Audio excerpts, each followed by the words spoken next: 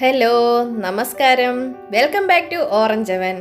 ఈరోజు మనం మంచి టేస్టీ అయిన పుదీనా రైస్ చేయబోతున్నాము.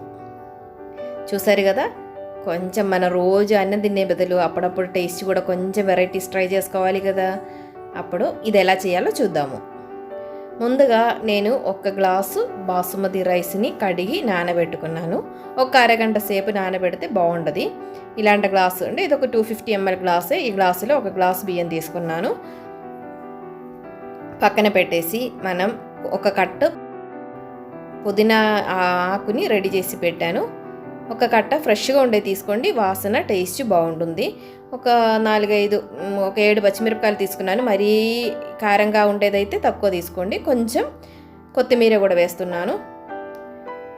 ఇదన్నీ మిక్సీలో వేసి మెత్తగా గ్రైండ్ చేసుకోవాలి. వాటర్ ఒక స్పూన్ వాటర్ పోసి బాగా సాఫ్ట్గా గ్రైండ్ చేసేసుకోండి. ఇలా గ్రైండ్ చేసి పక్కన పెడుతున్నాను. తర్వాత మనం ఒక మీడియం సైజ్ ఉల్లిపాయని చిన్నగా కట్ చేసి పక్కన పెట్టాను. అలాగే మన బిర్యానీ మసాలాలు ఉంది కదా, చెక్క, లవంగాలు, షాజీరా, ఇంకా 1 స్పూను మామూలు జీరా కూడా వేస్తున్నాను. కడాయి పెట్టుకొని దానిలో 2-3 స్పూన్ల నెయ్యి వేసేసేయండి. టేబుల్ స్పూన్ లెక్కన 2 స్పూన్లు వేస్తే సరిపోయిద్ది. దానిలోకి మనం పక్కన తీసి పెట్టిన మసాలాలన్నీ వేయాలి. జీలకర్ర కూడా వేసి అది కొంచెం ఫ్రై అయ్యి వాసన వచ్చేటప్పటికి మన ఉల్లిపాయలు కూడా వేసి బాగా ఫ్రై చేసుకోవాలి. ఈ పచ్చి వాసన అంతా పోయి కొంచెం ఫ్రై అయ్యేదాకా కొంచెం ఉప్పు కూడా వేసేస్తే తొందరగా ఫ్రై అవుతుంది. అది ఆల్మోస్ట్ ఫ్రై అయ్యేటప్పుడు 1 స్పూన్ అల్లం వెల్లుల్లి పేస్ట్ వేసేసేయండి. అది కూడా బాగా పచ్చి వాసన పోవాలి. కొంచెం పసుపు వేయాలి. అది బాగా కలిపేసి మనం గ్రైండ్ చేసి పెట్టాం కదా పుదీనా, కొత్తిమీర, పచ్చిమిరపకాయలు అవి వేసి బాగా ఆయిల్ పైకి తేలేంత వరకు రోస్ట్ చేసుకోవాలి. అది పచ్చి వాసన పోకపోతే టేస్ట్ బాగుండదు. బాగా ఆల్మోస్ట్ ఫ్రై అవ్వాలి. వాటర్ అంతా తగ్గిపోవాలి. అప్పుడు మనం ఏ గ్లాసులో రైస్ తీసుకున్నామో ఆ గ్లాసులోనే 2 గ్లాసుల నీళ్ళు, అంటే 1 కప్పు రైస్కి 2 కప్పు వాటర్ అన్నట్టు.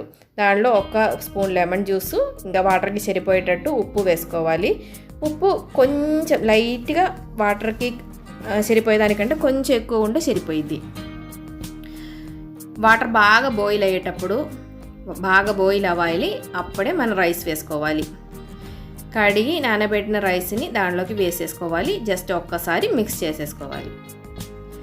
ఒక్కసారి కలిపేసి ఒక మంచి టైట్గా ఉండే మూత పెట్టేసేయండి. ఒక 5 మినిట్స్ తర్వాత ఓపెన్ చేస్తే ఇలా మనం గ్రైండ్ చేసి వేసిన ఆకులన్నీ పైన ఉండిపోయింది కదా, అప్పుడు ఒక్కసారి జస్ట్ జాగ్రత్తగా మిక్స్ చేయాలి. ఆ బియ్యాలన్నీ ఇరిగిపోకుండా ఇలా మిక్స్ చేసి మళ్ళీ సిమ్లో పెట్టి మూత పెట్టేసేయండి. అదిగో మన రైస్ ఉడికిపోయింది, వాటర్ అంతా తగ్గిపోయింది. ఇప్పుడు రెడీ అయిపోయినట్టు. జస్ట్ చూడండి, బియ్యం కూడా బాగా ఉడికింది. ఇప్పుడు ఏం చేయాలంటే స్టవ్ ఆఫ్ చేసేసి అదే టైట్ మూతని మళ్ళీ పెట్టేసి 15 నిమిషాల తర్వాత ఓపెన్ చేయండి. చూడండి, మన రైస్ పర్ఫెక్ట్గా ఉంది. చాలా టేస్టీ కూడా. పిల్లలు కూడా అప్పుడప్పుడు టేస్ట్ వేరువేరుగా ఉంటేనే కదా ఇష్టంగా తింటారు. ఇప్పుడు మనం బౌల్లోకి సర్వ్ చేస్తున్నాము. అలాగే కొంతమంది దీనిలో క్యాష్ నట్స్ అలాగే కిస్మిస్ ఫ్రై చేసి వేస్తారు. అది కూడా వేయచ్చు, లేకపోయినా ఏం కాదు. మీరు అందరూ ఒకసారి ట్రై చేసి చూడండి. అప్పుడప్పుడు వెరైటీస్ ట్రై చేస్తూ ఉండండి. అందరు హెల్తీగా ఉండండి, హ్యాపీగా ఉండండి. Thanks for watching. Orange one continues. Bye bye.